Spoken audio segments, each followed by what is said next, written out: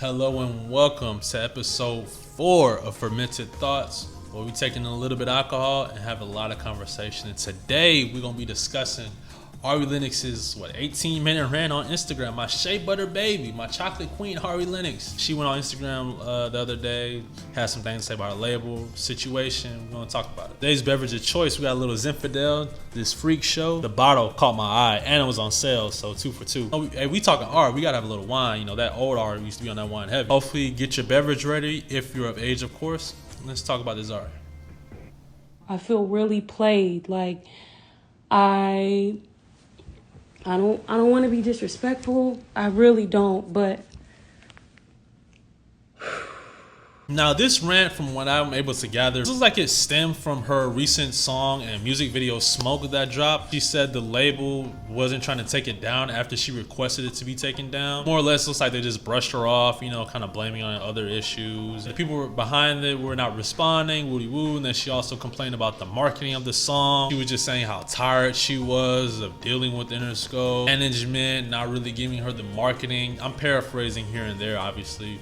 But really just not giving her the marketing and the attention that she feels like an artist of her caliber should be. She's also tired of being painted as this face of mental health, which she didn't ask for, which if you watch the Smoke video, it kind of depicts her in a straitjacket in a mental facility. It goes hand in hand with the song. I'm not going to break down the correlations and whatnot, but it works with the song and the story she's trying to tell. She also mentioned that she had to pay for Google advertisements. She quit social media, ended up coming back to social media because she felt like this is the only way she could really even promote her music properly, because the label and the marketing team was really dropping the ball. And overall, she just kept saying that she's kind of just tired of it all. She's kind of tired of what sounds like the industry part of this music shit. Kept saying she enjoys making music, but I feel like a lot of artists feel this way. They like doing the crap, but it's all the other shit behind it that really just kind of takes the fun and joy out of making music.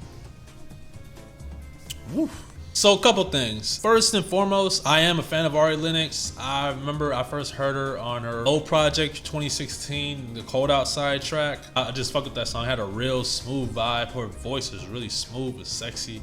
And I fuck with her Shea Butter Baby. I was a little late listening to, but I fuck with that project heavy. I mean, Chicago Boy, Up Late, Speak to Me. Hey, that project, if you listen to it, you already know that project is fire. Her other project, Age, Sex, Location, which is going to allow me to segue into this point I'm about to make, I thought was pretty good as well. I don't come back to it as much as, say, Shea Butter Baby, but I still thought it was a good project.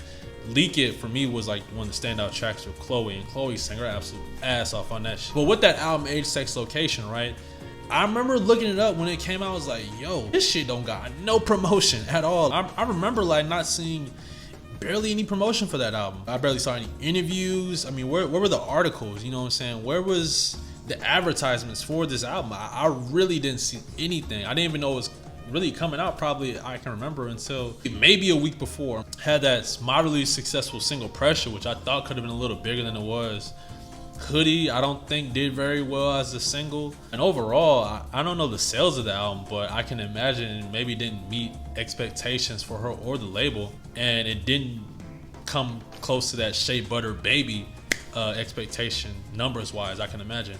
So when it comes to marketing, I think she does have a point. I do think the label doesn't do her justice. But at the same time, this kind of looks like a common trend with all the Dreamville artists. You have Boz, Cos, there's an Earth Gang on there. I mean, what Dreamville artists do we really still check if they dropping besides Jid, right? I think Jid is the only one. For me, Ari Lennox is the one, obviously, and J. Cole, obviously, right? If you're talking about the top female R&B artists right now, I think Ari Lennox gotta be your top 5, right? I mean, you know, SZA, Summer, Ari, who else? Janae Aiko, maybe if you want to throw her in there as one of the new generations. But I think Ari Lennox, talent-wise, she's definitely there. So I definitely feel that she deserves that marketing.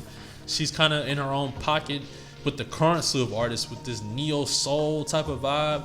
She stands out from a SZA or a Summer Walker with their music.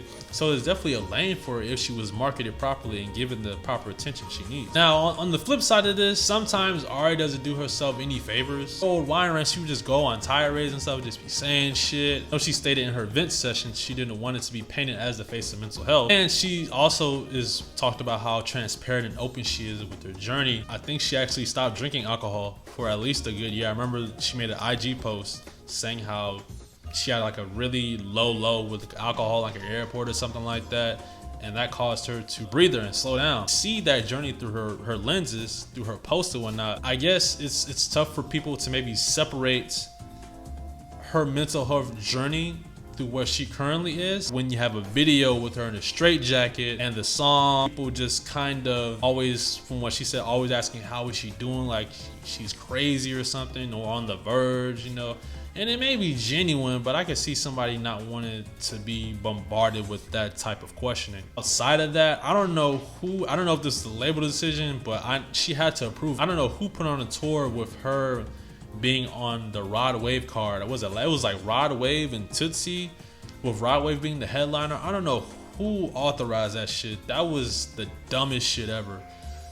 I remember at the time seeing she was on the tour card, and I was like, Ari Lennox, Rod Wave, this is a disaster written all over it. And you know, you seen the viral videos of her like cursing out fans and shit, that, you know, people booing and whatnot. It didn't take a rocket scientist for somebody to figure out those two audiences wouldn't mesh. Still don't get the purpose of that tour. The people that go to an Ari Lennox concert would damn near never be at a Rod Wave concert. Ari Lennox should have been on tour with Jasmine and Maxwell. Those are the audiences that have mutual musical interest. Ari Lennox also said that during this Vince session, she doesn't want to be independent. So it really just sounds like she wants some new eyes and ears in the room. Some people that actually take her, I guess, to what she would think seriously, take her talent seriously, and really treat her like the special artist she is. Now, will you find a label that does that better than Dreamville? I mean, maybe. It's a chance you could take. As much as I love Ari Lennox's music, how much bigger could she be with another label? I don't know.